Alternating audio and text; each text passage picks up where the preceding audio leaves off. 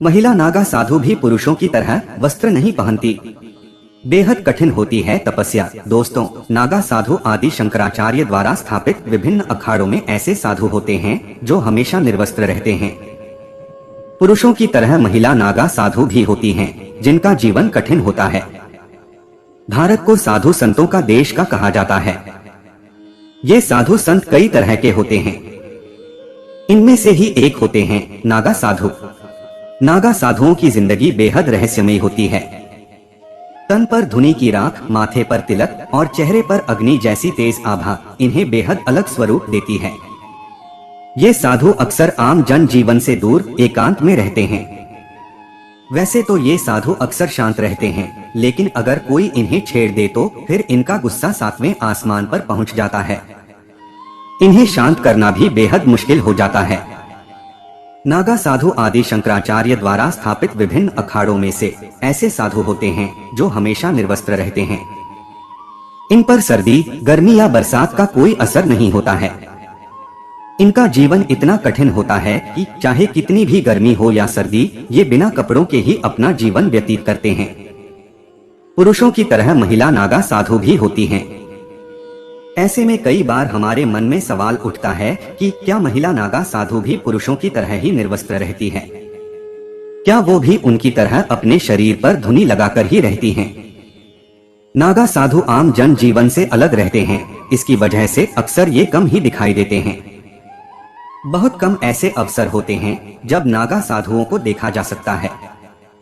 ये साधु कुंभ के मेले या फिर किसी बड़े धार्मिक कार्यक्रम के दौरान ही दिखाई देते हैं। इस दौरान इनके साथ महिला नागा साधुओं को भी देखा जा सकता है। निर्वस्त्र रहती हैं महिला नागा साधु। नागा साधुओं की तरह महिला नागा साधु भी कठिन तपस्या के साथ अपना जीवन व्यतीत करते हैं और हमेशा ईश्वर की भक्ति में लीन रहती हैं। लेकिन महिला नागा साधु पुरुषों की तरह निर्वस्त्र नहीं रहती हैं। महिला नागा साधु अपने तन पर हमेशा एक गेरुआ वस्त्र धारण करती हैं। महिला नागा साधु सिर्फ एक ही वस्त्र पहन सकती हैं और ये वस्त्र सिला हुआ नहीं होता है। इस वस्त्र को गंती कहा जाता है। इसके साथ ही वो हमेशा माथे पर तिलक धारण करती हैं। आश्रम की अन्य साध्वियां इन्हें माता कहकर बुलाती हैं। कठिन परीक्षा के बाद बनती हैं महिला नागा साधु। महिला नागा साधु बनने इन्हें कठोर परीक्षा से होकर गुजरना होता है। इन्हें 6 से 12 साल तक कठोर ब्रह्मचर्य पालन करना होता है। इसके बाद जब ये पूरी तरह खुद को भगवान के चरणों में समर्पित कर देती हैं, जब गुरु को लगता है कि अब वो महिला नागा साधु बनने के लिए पूरी तरह तैयार हैं, तो वो उन्हें अनुमति देते हैं। इसके बाद उन्हें खुद अपने हाथों से जीते जी पिंडदान करना होता है। इसके बाद उनके सिर का मुंडन किया जाता है और फिर स्नान के बाद पूरी विधि विधान के साथ इन्हें नागा साधु बनाया जाता है।